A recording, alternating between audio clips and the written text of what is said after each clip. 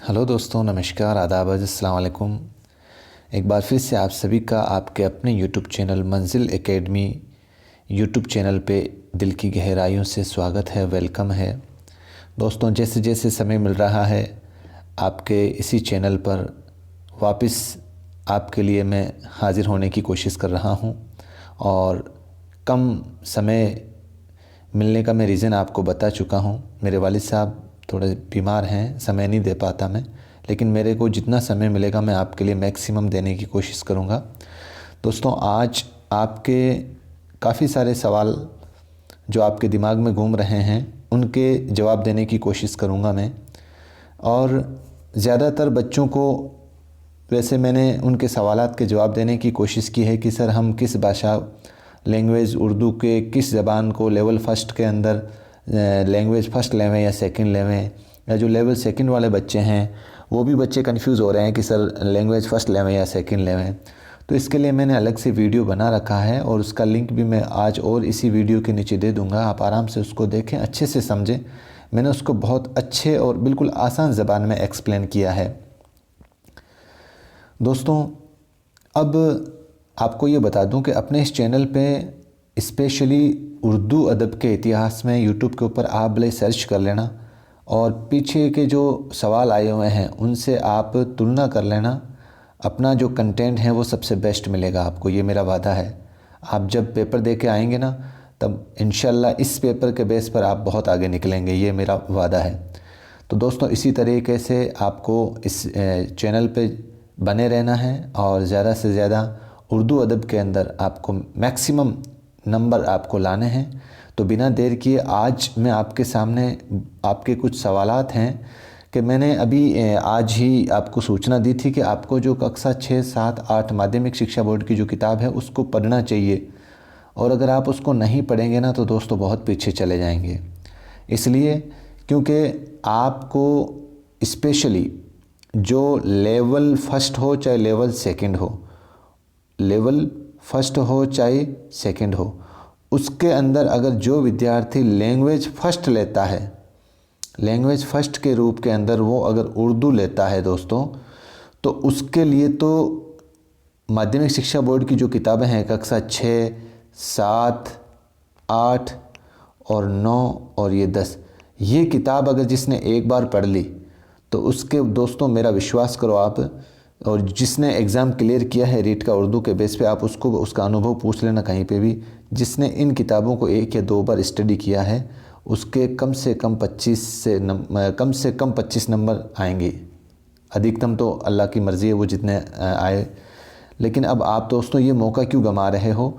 अब क्यों इसको पढ़ें हम?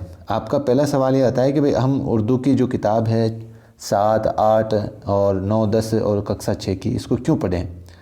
तो उसके लिए दोस्तों आपके इस सवाल का जवाब ये है कि आपका जो पैसेज बनेगा, जो पैसेज वाला सवाल बनेगा, जिसमें एक पैसेज के अंदर आप जैसे गद्यांश और पद्यांश बोलते हो ना, गद्यांश यानी कि प्रोज़ और पोइम के रूप में, या जैसे आपके नसर और नज़म के रूप में उर्दू में अगर मैं कहूँ तो, जैसे नसर और ये नज़म, ये आपके 2 पैसेज बनेंगे दोस्तों, चाहे आप लैंग्वेज फ़र्स्ट लो चाहे सेकंड लो।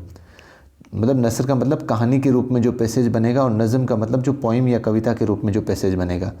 तो दोस्तों इस वाले पैराग्राफ के जो पैसेज वाले जो सवाल हैं, यानी कि 70% चांस है आपका जो पैसेज बनेगा वो इन्हीं किताबों के पार्ट से बनेगा, 70%। ठीक है दोस्तों।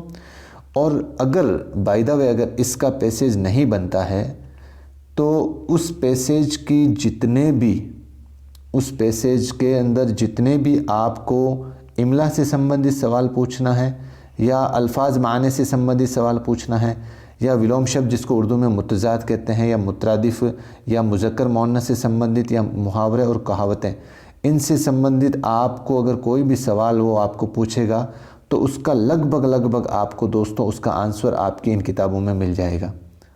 और सबसे पहले दोस्तों एक काम और करना आपको, आप जिस क्लास की किताब पढ़ रहे हो उसके किताब के ऊपर जो इंडेक्स बनी हुई है ऊपर, उसकी लिस्ट आप ज़रूर याद करें। और स्पेशली उस पाठ के जो मुसन्निफ़ का नाम है, जो राइटर का नाम है, कभी कभार सीधा ही पूछ लेते हैं कि भाई फ़लाने पाठ के मुसन्निफ़, या किसने ये गीत लिखा है, या ये किसने ये नज़म लिखी है। तो एक बार आप उन पाठ को, जैसे आज मैंने इस अपने ग्रुप के अंदर कक्षा 8 की इंडेक्स डाल दी है आपने अपने इस चैनल पे, और आप उस इंडेक्स को अच्छे से याद करने की कोशिश करें। बिल्कुल आसान है। और इस किताब को सबसे पहले 8वीं की क्लास का, अगर आप चाहते हो कि हम 8वीं के क्लास के चैप्टर, वैसे है बहुत इजी, लेकिन मैं जानता हूँ आप में से बहुत से विद्यार्थी ऐसे हैं जो हिंदी मीडियम से हैं और उनके पास या तो बुक्स नहीं है पढ़ने के लिए, अगर है भी तो वो इतना उर्दू इतना मतलब इजी वे में नहीं पढ़ पाते। अगर वो चाहते हैं कि इस किताब को हम पढ़ें, आप अपने चैनल पे पढ़ाएं, तो मैं ज़रूर इंशाल्लाह कोशिश करूँगा और बहुत जल्द। और दोस्तों, इसको पढ़ना नहीं है आपको, इसको जैसे आपको पहला पार्ट पढ़ना है, इसको पढ़े कैसे, दूसरा आप है ना, दूसरा सवाल आपका कि इसको किताब को पढ़े कैसे।